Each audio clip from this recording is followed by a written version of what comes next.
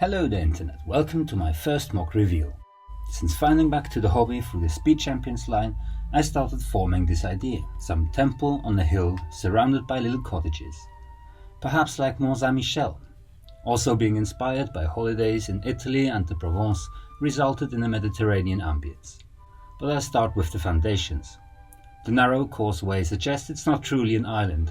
I imagine it could be a little peninsula on a lake in northern Italy or the Venetian lagoon. The temple's base mostly consists of a technic structure. I used a mix of classic bricks, slopes and snot techniques to cover three sides with cliffs. Building with snot is a pleasant novelty for me.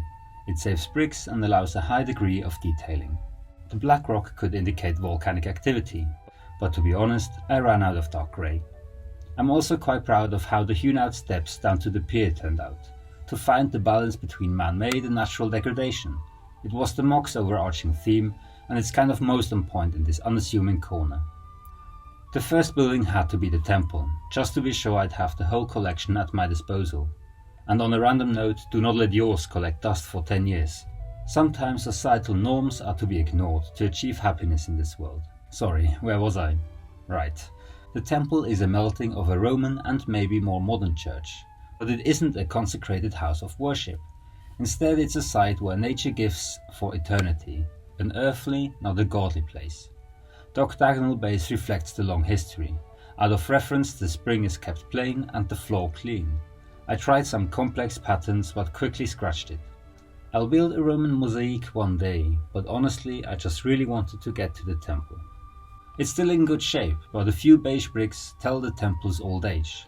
The near overload of columns and arches lends it a breezy, now impossibly light look, a reminder of the ancient's excellence and a celebration of its rebirth.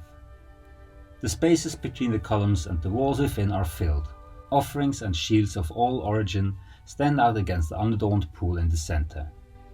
The lower roof and the little dome are a delicate balance, combining brilliant and questionable building techniques.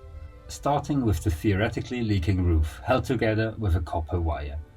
We can discuss the construction's legality, but it's the most visually enticing and my favorite bit of the whole build. The little domed tower was comparatively simple, but I think I may proudly say it tops the whole MOC quite nicely. The burned ruin mainly serves a garnishing function.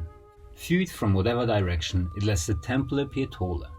I packed it with as much detail as possible while sticking to black, but I just learned it's the worst color to show on camera. With the little stowy tower at the bottom, they represent the only defensive structures. I let the former fall apart while the latter was turned into elaborate first steps up the hill. It's a neat bit of storytelling, depicting a serene place war hasn't reached in centuries.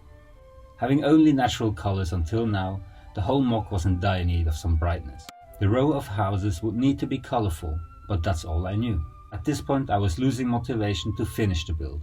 I could constantly correct the smallest bits and hence barely made progress. But experimenting with snot techniques and different roof designs got me back into it. I planned a little wooden fisher's hut on the right corner from the very beginning, and the tiled pier and some foundations have been laid out for months. But in building the last houses, I realized how a shabby hut wouldn't fit. It now turned out as a smokery, and I'm surprisingly happy with the MOC's last building. But now let's get lost in this magical place by following some strangely dressed men. The two have crossed the lake in an ominously propelled boat. After the elder is helped on firmer footing, they're greeted by the peninsula's happy residents. Well, at least most of them are happy. Sadly, even drinking the spring's water your whole life does not prevent broken heart syndrome. Many traveled far to learn this truth, a thought that might console this poor comrade. Crossing the square, they encounter a king with his entourage. Miraculously healed, he throws a banquet for everyone around, with a crisp turkey on the table, an invitation hard to decline. Meanwhile, the two men have reached the last steps, turn and gaze up at the temple. Compared with their crumbling ruin up in Scotland, it must be a structure beyond their imaginations. But they are not alone in their amazement. No matter what ocean you crossed, the temple leaves you in deep awe and admiration of architects long gone. We'll leave the men at the entrance and give them some privacy. Instead, let's have a look around the plateau.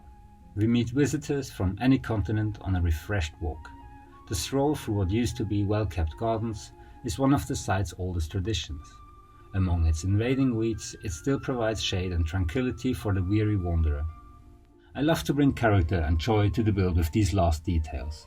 It's what made me choose minifig scale after considering some microscale ideas. I also really enjoy landscaping, even though it can be a bit repetitive. Some days I didn't feel like being an architect and preferred playing the gardener.